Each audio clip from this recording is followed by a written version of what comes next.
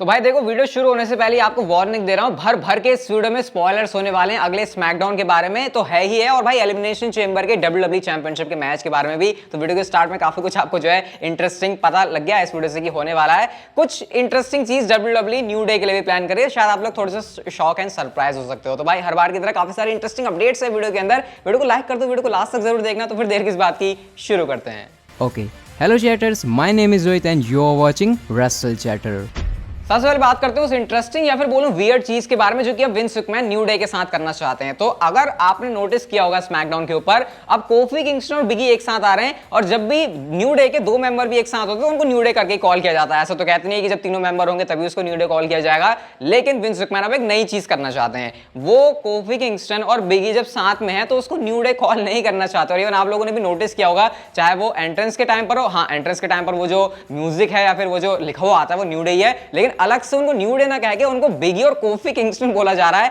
ऐसा यहां पर विंस मैकमैन का करना है, और इसके पीछे एक जो रीजन है वो ये कि उनको बिगी को रखना तो कोफी किंगस्टन के साथ है, लेकिन उनको इंडिविजुअल पर्सनालिटी दिखाना, उनको किसी टीम के अंदर नहीं दिखाना। और यही बात मैं सोच रहा था कि अभी तक जो बिगी का रन रहा था, ठीक है चलो वो जो भी है, मतलब चैंपियनशिप उन्होंने जीत ली, काफी कुछ कर लिया उन्होंने इंटरकॉन्टिनेंटल चैंपियनशिप जीत ली, लेकिन क्या वो दोबारा से कोफी किंगस्टन के साथ आ चुके हैं? क्या वो न्यू डे को ज्वाइन कर चुके हैं? तो विंस मैकमैन चाहते हैं कि ज्वाइन भी करवानी है न्यू डे, लेकिन न्यू डे का नाम भी नहीं देना। तो ऐसा कुछ यहां पर तरीका विंस मैकमैन ने ढूंढा है। ये उन्होंने स्पेशली कहा है लोगों से कि तुमको ऐसे करके कॉल करना है। तो भाई अलग ही शौक है हमारे विंस मैकमैन के। कुछ ये वियर्ड सी अजीब सी बात लगी तो मुझे आपके साथ शेयर करनी चाहिए। बाकी आपको क्या लगता है, क्या ही लगता होगा इस बारे में? मेरे को तो ये लगता है कि बिगी को और सिंगल सुपरस्टार के तौर पर आगे चलाना चाहिए। अभी उनको कोफी किंगस्टन से थोड़ा सा दूर रखें तो शायद वही चीज सही रहेगी, क्योंकि इतने सालों से वही तो देख रहे हैं। कुछ अलग अगर डब्ल्यूडब्ल्यूई करके दिखाया तो शायद उसको देखने में और ज्यादा मजा आएगा।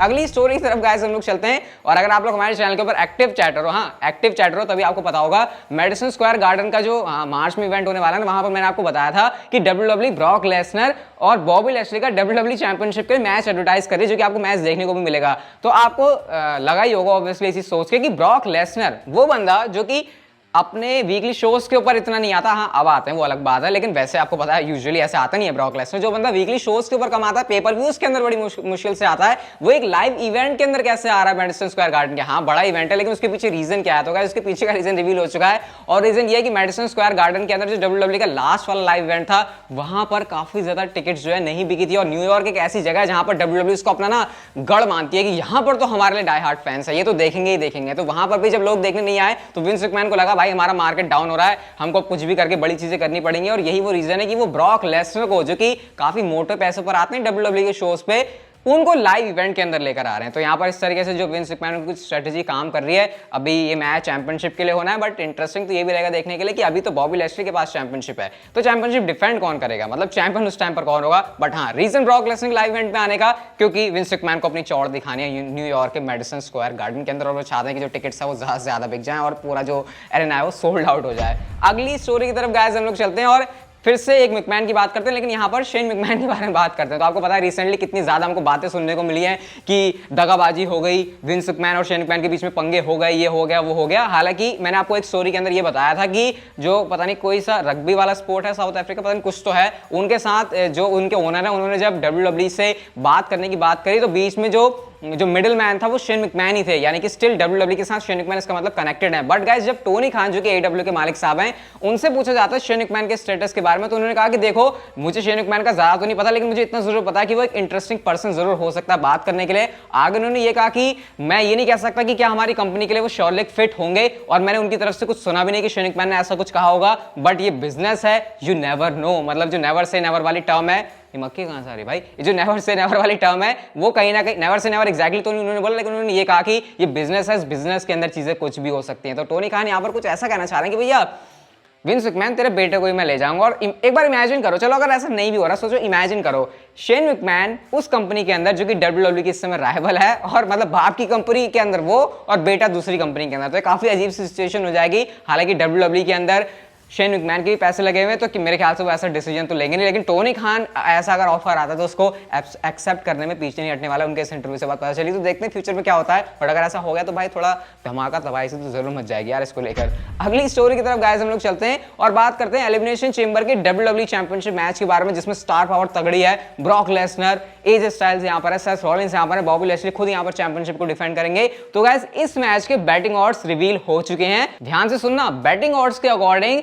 ब्रॉक लेसनर फेवरेट हैं इस मैच को जीतने के लिए, यानी कि वो WWE चैंपियनशिप जीत जाएंगे अकॉर्डिंग टू बैटिंग ऑड्स, ऐसा भी वो दिखा रहे हैं at elimination chamber pay per view. और गाइस उसके बाद यहाँ पर नाम आता है बॉबी लैशली का, फिर नाम आता है सेथ रॉलिंस का, उसके बाद नाम आता है एजे स्टाइल्स का, उसके बाद यहाँ पर नाम आता है रिडल का, और सबसे कम चांस इस मैच में जीतने का है ऑस्टिन थियरी का। मतलब भाई देखो, ब्रॉक लेसनर किसी मैच के अंदर उतरते हैं वो अंडरडॉग कहीं से भी नहीं होते। सोचो बंदा अभी भी चैंपियनशिप हारा है, लेकिन बैटिंग ऑड्स के अकॉर्डिंग वो चैंपियनशिप जीतने वाला है एलिमिनेशन चेंबर पेपर व्यू के अंदर। अभी आपको पता है एलिमिनेशन चेंबर को होने में टाइम है, और जब तक एलिमिनेशन चेंबर होगा तो शायद बैटिंग ऑड्स के अंदर चेंजेस हो जाएंगे, लेकिन अगर चेंजेस नहीं होते तो भाई ब्रॉक लेसनर का डे 1 के अंदर चैंपियनशिप, अगले पेपर व्यू के अंदर चैंपियनशिप जीत जाना, फिर क्या टाइटल वर्सेस टाइटल वाला मैच। तो यहाँ पर थिंग्स काफी इंटरेस्टिंग नजर आ रही है। बट हाँ, उधर गोल्डबर्ग और रोमन रेंस का भी सीन है, अभी वहां पर भी universal championship on the line होगी तो सिचुएशन अलग हो सकती है। बट हाँ, एलिमिनेशन चेंबर के current batting odds Brock Lesnar को सपोर्ट करते हैं कि वो जीत जाएंगे WWE championship. Let's C pay per view के अंदर क्या होता है। और गाइस हम लोग बात करते हैं अगले स्मैकडाउन के एपिसोड के बारे में, जो कि WWE ने ऑलरेडी टेप कर लिया है, यानी कि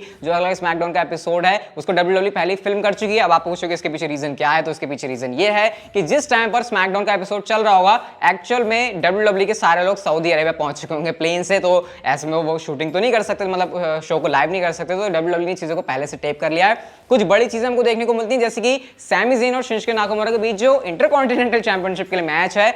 आपकी खुशी के लिए बता दूं, अगर आप सैमी ज़ेन को पसंद करते हो, भाई सैमी ज़ेन आपके नए इंटरकॉन्टिनेंटल चैंपियन बन चुके हैं, और एक काफी इंटरेस्टिंग मूव था पेपर व्यू से पहले, सॉरी प्रीमियम लाइव इवेंट से पहले सैमी ज़ेन को चैंपियनशिप देने का। इसके अलावा कुछ और बड़ी चीज भी हुई, जैसे कि कॉन्ट्रैक्ट साइनिंग होती है रोंडा राउजी एंड नेओमी, और मतलब ये जो मैच होने वाला टैग टीम मैच, हाँ रोंडा राउजी एंड नेओमी, और साथ में शार्लेट फेयर और सोनिया डेविल का जो मैच है उसको WWE ने ऑफिशियल कर दिया। तो यहाँ पर जो है इनके बीच में हमको ऐसे साइनिंग सी देखने को मिलती है, जहां पर तबाही सी मच गई, और अभी उसके ऑब्वियसली फुटेजेस एंड पिक्चर्स नहीं है। तो ऐसा हुआ था कि भाई उन्होंने वहां पर टेबल पलट दी, और जो अपर हैंड है वो लास्ट में रोंडा राउजी एंड नेओमी को मिलता है। तो ये कुछ स्मैकडाउन के एपिसोड पे होगा। इसके अलावा गाइस यहाँ पर WWE ने एक और इंटरेस्टिंग चीज दिखाई, जो कि शो के स्टार्टिंग में थी, और वो थे रोमन रेंस एंड गोल्डबर्ग। जैसे कि आपको पता है कि अगले स्मैकडाउन के एपिसोड के लिए WWE Roman Reigns and Goldberg को फेस टू फेस एडवर्टाइज कर रही है। अगर आप जानना चाहोगे कि यहाँ पर क्या हुआ, ऐसा कुछ तो नहीं हुआ कि आप लोग बहुत ज्यादा खुश हो जाओगे। दोनों ने सुपरस्टार्स के बीच में मतलब ट्रैश टॉक यहाँ पर हुई है। एक इंटरेस्टिंग बात ये थी कि स्मैकडाउन के एपिसोड में अभी जो आपको देखने को मिलेगा, यानी जो स्पॉइलर मैं आपको दे रहा हूँ, गोल्डबर्ग ने अपनी पूरी एंट्रेंस करी अपने वो लॉकर रूम से, तो वो पूरी एंट्रेंस WWE ने पायरो के साथ दिखाई है। तो ये थोड़ा इंटरेस्टिंग होगा स्मैकडाउन के एपिसोड में देखने के लिए। बाकी हाँ, अगर आप एक्सपेक्ट कर रहे हो कि दोनों सुपरस्टार ने एक दूसरे को घूसे वगैरह मारोगे या फिर कोई लड़ाई होगी, तो गाइस ऐसा नेक्स्ट स्मैकडाउन के एपिसोड में कुछ भी नहीं होने वाला। थोड़ा सा फीका जरूर है कि भाई WWE ने दोनों सुपरस्टार्स को फिजिकल होते हुए ही नहीं दिखाया। आप इस बड़े मैच से पहले थोड़ी सी हाइप कम होगी, बट दोनों सुपरस्टार ने जो एक दूसरे के बारे में ट्रैश टॉक करी है वो आपको सुनने को मिल जाएगी स्मैकडाउन के एपिसोड में। लेकिन हाँ, ये कुछ स्पॉयलर्स है स्मैकडाउन के लिए। बाकी आज शाम को बड़ी इंटरेस्टिंग वीडियो आ रही है, उसके लिए स्टे ट्यून रहना। वाली वीडियो गाइस अगर आपको अच्छी लगी तो लाइक कर दो, चैनल को आप लोग कर सकते हो share, subscribe and notification bell को on, and see you guys in my next video.